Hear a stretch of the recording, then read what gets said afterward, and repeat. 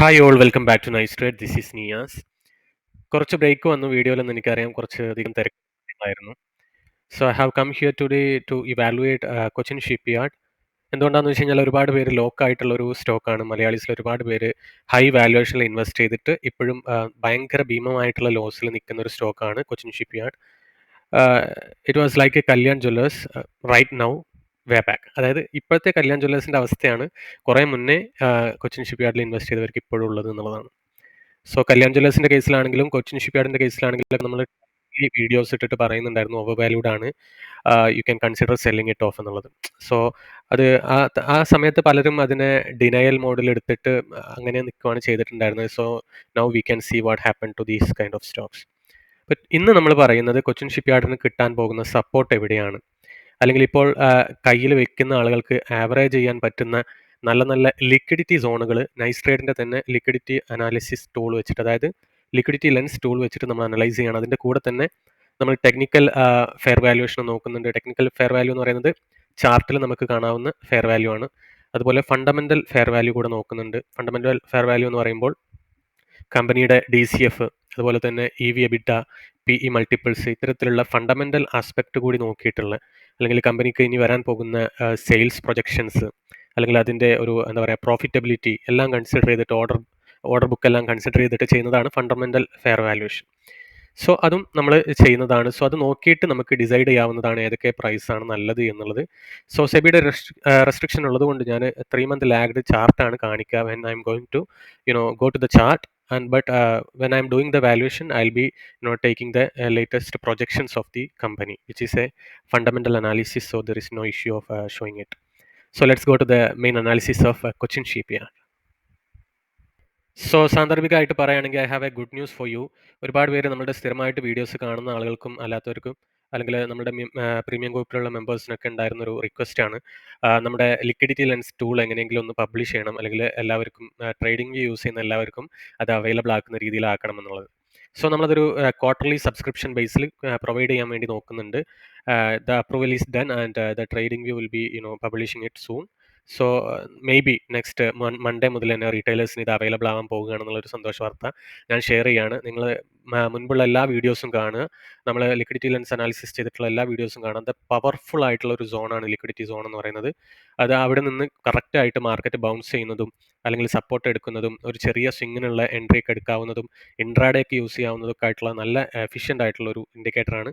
നമ്മൾ തന്നെ smart money കോൺസെപ്റ്റിൻ്റെ വിവിധങ്ങളായിട്ടുള്ള ഓർഡർ ബ്ലോക്ക് അനാലിസിസ്, അല്ലെങ്കിൽ ലിക്വിഡിറ്റി സ്വീപ്പ് അനാലിസിസ്, പിന്നെന്താ പറയുക, ഡിമാൻഡ് ആൻഡ് സപ്ലൈ അനാലിസിസ്, ഇതെല്ലാം കൂടെ കൂട്ടിയിട്ട് നമ്മൾ രൂപപ്പെടുത്തിയിട്ടുള്ളൊരു ഇൻഡിക്കേറ്ററാണ്. സോ ആർക്കെങ്കിലും താല്പര്യം ഉണ്ടെങ്കിൽ U can message me directly, we will do the procedures. Okay.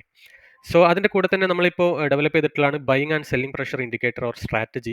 So ഈ ഒരു 2 ടൂൾ മാത്രം മതി നമുക്ക് നല്ല ബ്രേക്ക് ഔട്ട് ട്രേഡുകളും നല്ല പ്രോഫിറ്റബിൾ ആവുന്ന ലോങ് ടേം ട്രേഡുകളും സ്വിംഗ് ട്രേഡുകളും എടുക്കാൻ വേണ്ടിയിട്ട്. സോ അതെങ്ങനെ വർക്ക് ചെയ്യുന്നു എന്നുള്ളത് വീഡിയോൻ്റെ ഇടയിലൊക്കെ ആയിട്ട് നമ്മൾ സംസാരിക്കാം. അപ്പോൾ ഈ ഒരു കേസിൽ തന്നെ നിങ്ങൾക്ക് കണ്ടാൽ മനസ്സിലാവും, ഇവിടുന്ന് ബൈ ഇൻഡിക്കേഷൻ തന്നു and now it is giving A cell indication. അത്തരത്തിൽ പല സ്റ്റോക്കുകളിലും ഇത് നല്ല രീതിയിൽ വർക്ക് ചെയ്യുന്നുണ്ട് എന്നുള്ളതാണ്. ലോങ് ടേമിലാണെങ്കിലും ഷോർട്ട് ടേമിലാണെങ്കിലും നല്ല രീതിയിൽ വർക്ക് ചെയ്യുന്നുണ്ട്. BSP ഇൻഡിക്കേറ്റർ അതിൽ പറയുന്നത് ബൈയിങ് ആൻഡ് സെല്ലിംഗ് പ്രഷർ എങ്ങനെ അളക്കാമെന്നുള്ളതാണ്. സോ അത്തരത്തിൽ നോക്കുമ്പോൾ ഈ ഒരു നൈസ് ട്രേഡിൻ്റെ ലിക്വിഡിറ്റി സോണിൽ ബൈ പ്രഷർ വരികയാണെങ്കിൽ we can take entries. Liquidity സോണിൽ തന്നെ സെൽ പ്രഷർ വരികയാണെങ്കിൽ we can exit out of the trade. അത്തരത്തിലുള്ള ഒരു സിമ്പിൾ ഇൻഡിക്കേറ്റർ, അല്ലെങ്കിൽ സിമ്പിൾ സ്ട്രാറ്റജിയാണ്, ആർക്കും ചെയ്യാവുന്ന ഒരു സ്ട്രാറ്റജിയാണ് എന്നുള്ളതാണ്. സോ അതിനെക്കുറിച്ച് നമ്മൾ ഡീറ്റെയിൽ ആയിട്ട് പറയുന്നതാണ്. സോ ലിക്വിഡിറ്റി ലെൻസിൻ്റെ fans, you can message me and you can get the services from today onwards. So നമ്മൾ മെയിൻ ആയിട്ടുള്ള കാര്യത്തിലേക്ക് പോവുകയാണ്. ഫസ്റ്റ് ചാർട്ട് അനാലിസിസ് ആണ്. നമ്മൾ മുൻപ് ചെയ്യുന്ന സീക്വൻസ് അങ്ങനെ തന്നെയായിരുന്നു. ചാർട്ട് അനാലിസിസ്, അതുപോലെ FIDI data, liquidity lens analysis and valuation. നമ്മൾ അതുപോലെ തന്നെയാണ് ഇപ്പോഴും ഫോളോ ചെയ്യുന്നത്.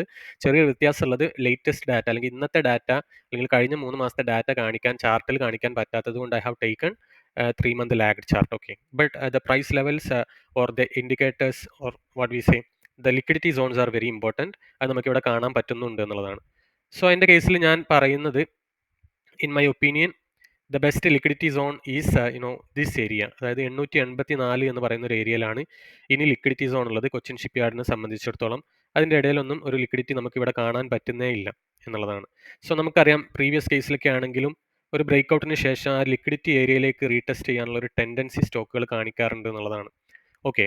സോ ഈ ഒരു കേസിൽ നമുക്ക് ഈ ഒരു ഏരിയയിലേക്ക് ഈ പ്രൈസ് വരുവാണെങ്കിൽ അവിടെ നല്ലൊരു ലിക്വിഡിറ്റി സ്വീപ്പ് ചെയ്യാൻ, അതുപോലെ തന്നെ ഇവിടെ ഈ ഒരു ഗ്രീൻ ഏരിയയിൽ നമുക്കൊരു 4.69 മില്യൺ എന്ന് പറഞ്ഞിട്ടുള്ള ഒരു ഏരിയ കാണാവുന്നതാണ്, ലിക്വിഡിറ്റി കാണാവുന്നതാണ്. സോ ഇത് ഒരു ഓർഡർ ബ്ലോക്ക് ആക്കി എടുക്കുകയാണെങ്കിൽ the price will come here and complete the order block and go back. അപ്പം ഇതാണ് നമുക്ക് ടെക്നിക്കലി കാണുന്ന ഒരു ഫെയർ വാല്യൂ അല്ലെങ്കിൽ ലിക്വിഡിറ്റി സോൺ എന്ന് പറയുന്നത്.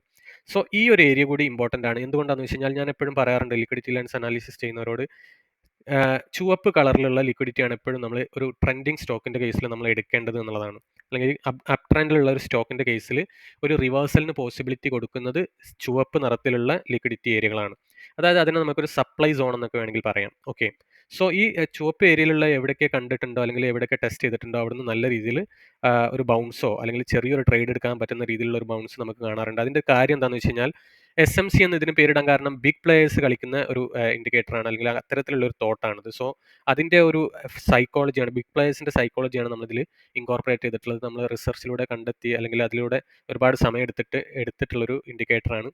സോ അതിൽ പറയുന്നത് എന്താണെന്ന് വെച്ച് കഴിഞ്ഞാൽ when you know there is enough liquidity, ആ ഒരു ഏരിയയിൽ ഇൻസ്റ്റിറ്റ്യൂഷൻസ് ഒരുപാട് ഓർഡേഴ്സ് ഇട്ട് വെക്കും. കാരണം അവർക്കിപ്പോൾ അറിയാം അവരെന്തുകൊണ്ടാണ് ഇവിടെ നിന്നൊന്നും വാങ്ങാത്തത്, എന്തുകൊണ്ടാണ് ഈ സ്റ്റോക്ക് ഇവിടുന്ന് വീണു, അല്ലെങ്കിൽ ഇവിടുന്ന് വീണത് എന്തുകൊണ്ടാണെന്ന് ഞാൻ നേരത്തെ പറഞ്ഞിട്ടുണ്ടായിരുന്നു, ഭയങ്കര ഓവർ വാല്യുവേഷൻ ആയതുകൊണ്ടാണെന്നുള്ളത്. നമുക്ക് വീണ്ടും അത് ചെക്ക് ചെയ്യാം. അത് 2848 എൻട്രി എടുത്ത ആളുകളുണ്ടാവും. പക്ഷേ ഇവിടെ ഒന്നും ഈ സ്റ്റോക്കിന് സപ്പോർട്ട് കിട്ടില്ല എന്ന് പറഞ്ഞപ്പോഴും ഞാൻ മുമ്പിട്ട എല്ലാ കൊച്ചിൻ ഷിപ്പ്യാർഡിൻ്റെ വീഡിയോയിലും കല്യാൺ ജ്വല്ലേഴ്സിൻ്റെ കേസ് പറഞ്ഞ പോലെ തന്നെ ഞാൻ പറഞ്ഞിട്ടുണ്ടായിരുന്നു, അത് ലിക്വിഡിറ്റി ഏരിയയിലേക്ക് പോകുകയാണ്, അത് ഗ്രാബ് ചെയ്യാൻ വേണ്ടിയിട്ട്. കാരണം ലിക്വിഡിറ്റി ഉള്ളിടത്തു നിന്നാണ് ബിഗ് പ്ലേയേഴ്സ് എൻട്രി എടുക്കുള്ളൂ. ബിഗ് പ്ലേയേഴ്സ് വിചാരിച്ചാൽ മാത്രമാണ് സ്റ്റോക്ക് മൂവ് ചെയ്യുള്ളൂ. നമ്മൾ പരൽമീനുകളും അവർ ഷാർക്സ് ആൻഡ് വെയിൽസ് എന്നാണ് പറയുക.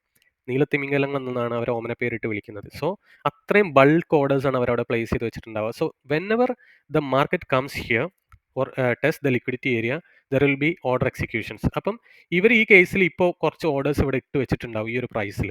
സോ ഇവിടെ എത്തുന്ന സമയത്ത് ചെറുതായിട്ടൊരു ബൗൺസ് വരും. ഓക്കെ, സോ ആ ബൗൺസ് ചിലപ്പം നല്ലൊരു പ്രൈസിലാണെന്നുണ്ടെങ്കിൽ അത് കീപ്പ് ഓൺ ഗോയിങ് അപ്പ് ആയിരിക്കും, അല്ലെങ്കിൽ അതിൻ്റെ കൂടെ ഒരു ബൈയിങ് പ്രഷർ കൂടി ഉണ്ടെങ്കിൽ ഒരു റിവേഴ്സൽ പോസിബിലിറ്റി ഉണ്ട് എന്നുള്ളതാണ് നമ്മൾ മനസ്സിലാക്കേണ്ടത്. പക്ഷേ ബൈയിങ് പ്രഷർ ഇല്ല എന്നുണ്ടെങ്കിൽ അത് ചെറിയൊരു ബൗൺസ് ആയിരിക്കും, ഒരു 10-15% ഉള്ള ഒരു സ്വിംഗ് ട്രേഡിന് പോസിബിൾ ആയിട്ടുള്ള ഒരു ബൗൺസ് ആയിരിക്കും. അതാണ് കല്യാൺ ജ്വല്ലേഴ്സിൻ്റെ കേസിൽ നമ്മൾ എക്സാക്ട്ലി കണ്ടത്. ഇപ്പോഴും ബൈയിങ് പ്രഷർ വന്നിട്ടില്ല, ഞാൻ ആ ചാർട്ട് ഒന്ന് കാണിച്ചു തരുന്നുണ്ട്. ഓക്കെ, സോ അങ്ങനെ ഇവിടെ വരുന്ന സമയത്ത് എക്സിക്യൂട്ട് ആവുന്ന ഓർഡേഴ്സ് കാരണമാണ് നമുക്ക് അവിടെ ഒരു 10-15% in a span of 1 week ഒക്കെ എടുക്കാൻ വേണ്ടിയിട്ട് പറ്റുന്നത്. സോ ഈ ഒരു ഇൻഡിക്കേറ്റർ യൂസ് ചെയ്യുന്ന ആളുകളാണെങ്കിൽ വീക്ക്ലി ടൈം ഫ്രെയിമിലാണെങ്കിലും ഡെയിലി ടൈം ഫ്രെയിമിലാണെങ്കിലും നിങ്ങൾക്ക് ഈ ഒരു റെഡ് ഇൻഡിക്കേഷൻ അല്ലെങ്കിൽ റെഡ് ഏരിയയിൽ ലിക്വിഡിറ്റി ഉള്ളിടത്ത് നിങ്ങൾക്ക് ആ പ്രൈസിൽ ഇങ്ങനെ ഒന്നുകിൽ നിങ്ങൾക്ക് വെയിറ്റ് ചെയ്ത് നിൽക്കാം, അല്ലെങ്കിൽ അലേർട്ട് ഓർഡർ ഇട്ടിട്ട് നിങ്ങൾക്ക് പ്ലേസ് ചെയ്യാവുന്നതൊക്കെയാണ്. സോ അതെല്ലാം നിങ്ങൾക്ക് എങ്ങനെയൊക്കെയാണോ വേണ്ടത് അത്തരത്തിൽ കസ്റ്റമൈസ് ചെയ്തിട്ട് കൊടുക്കാവുന്നതാണ്. So for now I have my thought is this is A very good liquidity zone. 884 എന്ന് പറയുന്ന പ്രൈസ്, അതുപോലെ 614 എന്ന് പറയുന്ന പ്രൈസ് ഇമ്പോർട്ടൻ്റ് ആണ്. കാരണം അവിടെ 65 മില്യൻ്റെ ഒരു ഓർഡർ ബ്ലോക്ക് അല്ലെങ്കിൽ ലിക്വിഡിറ്റി ഏരിയ ഉണ്ട് എന്നുള്ളതാണ്. അതുപോലെ തന്നെ പ്രീവിയസ്ലി ബ്രേക്ക് ഔട്ട് വന്നിട്ടുള്ള ഒരു ഏരിയ കൂടിയായിരുന്നു അത്. ഓക്കെ, സോ ഫ്രഷ് ബ്രേക്ക് ഔട്ടുകളും നമുക്ക് ഈ ഒരു ലിക്വിഡിറ്റിയുടെ അതുപോലെ തന്നെ ബൈയിങ് പ്രഷറിൻ്റെ അടിസ്ഥാനത്തിൽ കാണാവുന്നതാണ്. എങ്ങനെയാണെന്ന് വെച്ച് കഴിഞ്ഞാൽ ഞാൻ നേരത്തെ പറഞ്ഞു, റെഡ് എന്ന് പറയുന്ന ഒരു ഏരിയ, ഈ റെഡ് ഡോട്ടഡ് ആയിട്ട് കാണുന്നത് ബ്രേക്ക് ഔട്ട് ആയിട്ടുള്ളതാണ്. ബ്രേക്ക് ഔട്ട് ആകുമ്പോഴാണ് ഇത് ഡോട്ടഡ് ആയിട്ട് മാറുക. അങ്ങനെ ബ്രേക്ക് ചെയ്തിട്ടില്ലെങ്കിൽ ഇവിടെ ഇങ്ങനെ വലിയൊരു വര പോലെ നമുക്ക് കാണാൻ പറ്റും. പക്ഷേ ഇവിടുന്ന് ബ്രേക്ക് ചെയ്തു ഈ ഒരു ഏരിയയിൽ നിന്ന്. സോ അവിടെ ബൈ പ്രഷറും ഉണ്ടായിരുന്നു, അതുപോലെ തന്നെ നല്ല ഒരു ലിക്വിഡിറ്റി സോണിന് അല്ലെങ്കിൽ ഒരു സപ്ലൈ സോണിന് ബ്രേക്കും കൂടി ചെയ്തതുകൊണ്ട് അതൊരു സക്സസ്ഫുൾ ബ്രേക്ക് ഔട്ടായി മാറി. സോ നമുക്ക് ആ ഒരു ഇൻഡിക്കേഷൻ അപ്പം തന്നെ കാണാൻ പറ്റും. So we could have made this 86% in 84 days. Okay, ഈ ഒരു ഇൻഡിക്കേറ്റർ നിങ്ങൾ യൂസ് ചെയ്യുകയാണെന്നുണ്ടെങ്കിൽ നമുക്കിത് പബ്ലിഷ് ചെയ്യാൻ ഇപ്പോഴാണ് സാധിച്ചത്. ഒരുപാട് ബുദ്ധിമുട്ടുകൾ ഉണ്ടായിരുന്നു. ഓക്കെ, അതുപോലെ exactly same scenario is here. ഇവിടുന്ന് ഒരു ബൈ പ്രഷർ കണ്ടു, ലിക്വിഡിറ്റി ഉണ്ടല്ലേ. ലിക്വിഡിറ്റി വെരി ഇമ്പോർട്ടൻ്റ് അല്ലെങ്കിൽ വളരെ ഇമ്പോർട്ടൻ്റ് ആണെന്ന് പറയുന്ന ഏരിയ എന്ന് പറയുന്നത് രണ്ട് തരത്തിലുള്ള ലിക്വിഡിറ്റി ഏരിയകൾ ഉണ്ടാവും. ഒന്ന് 0%, ഇവിടെ കണ്ടല്ലേ 0%, അതുപോലെ തന്നെ 0നേക്കാൾ കൂടിയ പെർസെൻറ്റേജ്. അത് മീൻ ചെയ്യുന്നത് എന്താണെന്ന് വെച്ച് കഴിഞ്ഞാൽ 0% അത്ര സിഗ്നിഫിക്കൻ്റ് ആയിട്ടുള്ള ഒരു ഏരിയ അല്ല, അങ്ങോട്ടേക്ക് മാർക്കറ്റോ പ്രൈസോ വരാൻ കുറച്ച് ബുദ്ധിമുട്ടാണ്, അല്ലെങ്കിൽ അവിടെ ഒരു സ്പെഷ്യൽ ലിക്വിഡിറ്റി ഇല്ല, അല്ലെങ്കിൽ എക്സോർബിറ്റൻ ലിക്വിഡിറ്റി ഇല്ല എന്നുള്ളതാണ്. സിഗ്നിഫിക്കൻ്റ് ആയിട്ടുള്ള ലിക്വിഡിറ്റി ഇല്ലാത്തത് കൊണ്ട് തന്നെ അങ്ങോട്ട് വരാൻ അല്ലെങ്കിൽ റീടെസ്റ്റ് ചെയ്യാനും ആ പ്രൈസിന് വലിയൊരു താല്പര്യം ഇല്ലാത്തൊരു ഏരിയയാണ്. പക്ഷേ ഇത്തരത്തിലുള്ള ഏരിയ 0%നേക്കാൾ കൂടുതലുള്ള ഏരിയകളിൽ നല്ലൊരു ആക്ഷൻ ഉണ്ടാവാൻ സാധ്യതയുണ്ടെന്നുള്ളതാണ്. സോ അതുകൊണ്ടാണ് ഇവിടെ നമുക്ക് കാണാൻ പറ്റുന്നുണ്ട്, ഈ ഒരു ഏരിയ ബ്രേക്ക് ചെയ്യുകയും ഒരു ബൈ പ്രഷർ കാണുകയും ചെയ്തു. We could make a fresh break out എന്നുള്ളതാണ്. സോ ഈ ഒരൊറ്റ ഇൻഡിക്കേറ്റർ വെച്ചിട്ട് തന്നെ ഒരുപാട് സ്ട്രാറ്റജീസ് നമുക്കുണ്ട്. അതെല്ലാം നമ്മൾ അടുത്ത വീഡിയോകളിലൊക്കെ ആയിട്ട് പറയുന്നതാണ്. സോ നിങ്ങൾക്ക് ഈ ഇൻഡിക്കേറ്റർ യൂസ് ചെയ്യുന്നതിൻ്റെ കൂടെ തന്നെ നിങ്ങൾക്ക് അത്തരം സ്ട്രാറ്റജികളെല്ലാം പഠിക്കാവുന്നതാണ്. അതിൽ നമ്മൾ പഠിപ്പിക്കുന്നത് ഒരു റിവേഴ്സൽ ട്രേഡ് എങ്ങനെ ഈ ഒരു 2 ഇൻഡിക്കേറ്റർ വെച്ചിട്ട് എടുക്കാം using Fibonacci retracement and also ഒരു കണ്ടിന്യൂഷൻ ട്രേഡ്. ഈ 2 ട്രേഡുകൾ മാത്രമാണ് മിക്ക ചാർട്ടിലും ഉണ്ടാവുള്ളൂ, അല്ലെങ്കിൽ മിക്ക സ്റ്റോക്കിന്റെ കേസിൽ ഉണ്ടാവുള്ളൂ. ഇപ്പോൾ അതിപ്പം ലോങ് ടേം ആണെങ്കിലും ഷോർട്ട് ടേം ആണെങ്കിലും അങ്ങനെ തന്നെയാണ്. സോ ഒന്ന് റിവേഴ്സൽ, ആ റിവേഴ്സൽ സക്സസ്ഫുൾ ആയി കഴിഞ്ഞാൽ കണ്ടിന്യൂഷൻ. സോ ഈ 2 ടെക്നിക്കുകളും നമ്മൾ അടുത്തൊരു വീഡിയോയിലായിട്ട് വരുന്നതാണ് പറയാൻ വേണ്ടിയിട്ട്. സോ കാണാൻ വേണ്ടിയിട്ട് നോക്കുക. എന്നിട്ട് അതെല്ലാം കണ്ടിട്ട് നിങ്ങൾക്ക് ഇഷ്ടപ്പെട്ടിട്ടുണ്ടെങ്കിൽ you can subscribe to these tools for quarterly plans. So പറഞ്ഞു വന്നത് ഈ ഒരു 2 ഏരിയ വളരെ ഇമ്പോർട്ടൻ്റ് ആണെന്നുള്ളതാണ്. സോ ഈ ഒരു 2 പ്രൈസിലും ഓൾറെഡി ഉണ്ടായിരുന്ന ഹൈ പ്രൈസിലും ഇതിൻ്റെ വാല്യുവേഷൻ നമുക്ക് ചെക്ക് ചെയ്യുക എന്നുള്ളതാണ്. So we can go to the valuation. Before that just we can move to the FIDA analysis. അപ്പോൾ ഇതിൽ കണ്ടിട്ടുള്ളത് നമുക്കൊരു സെല്ലിംഗ് പ്രഷറാണ്. ഇവിടെ കണ്ടില്ലേ, സെൽ എന്നുള്ള ഒരു പ്രഷർ ഇവിടെ കണ്ടിട്ടുണ്ടായിരുന്നു. തന്നെ ഇവിടെ ഈ ഒരു പ്രൈസിലേക്ക് ടെസ്റ്റ് ചെയ്യാനുള്ള സാധ്യത വളരെ കൂടുതലായിട്ട് എൻ്റെ ഒപ്പീനിയൻ ആണ്. It's not a recommendation, please understand that. Okay. So FIDA data നോക്കുന്ന സമയത്ത് നമ്മൾ DIIs ആണ് ഇപ്പം നോക്കേണ്ടതുള്ളൂ എന്നുള്ളത് നമുക്ക് എല്ലാവർക്കും അറിയുന്ന കേസാണ്. FIIs ഇന്ത്യയിൽ നിന്ന് എക്സിറ്റ് ചെയ്തുകൊണ്ട് പോവുകയാണ്. ഇപ്പം വാങ്ങിക്കുന്നത് DIIs മാത്രമാണ്. സോ നമുക്ക് ബിഗ് പ്ലേയേഴ്സ് എന്ന് പറഞ്ഞിട്ട് നോക്കണമെങ്കിൽ ഇനി നമുക്ക് DIIs എടുത്ത് നോക്കുന്നതാവും നന്നാവുക എന്നുള്ളതാണ്. സോ DIIസിൽ തന്നെ ഏറ്റവും കൂടുതൽ ഇൻവെസ്റ്റ് ചെയ്തിട്ടുള്ളത് മോത്തിലാൽ ഒസ്വാലാണ്. അവർ 23,000 വാങ്ങിച്ചിട്ടുള്ളൂ. മറ്റുള്ളത് നോക്കുക നിങ്ങൾ, വളരെ ചെറിയ ക്വാണ്ടിറ്റീസ് ആണ് കഴിഞ്ഞ മാസമൊക്കെ വാങ്ങിച്ചിട്ടുള്ളത്. 380, 26, 12, 41, 62 ഇതിനേക്കാൾ കൂടുതൽ ക്വാണ്ടിറ്റീസ് നമ്മൾ റീറ്റെയിലേഴ്സ് വാങ്ങാറുണ്ട്.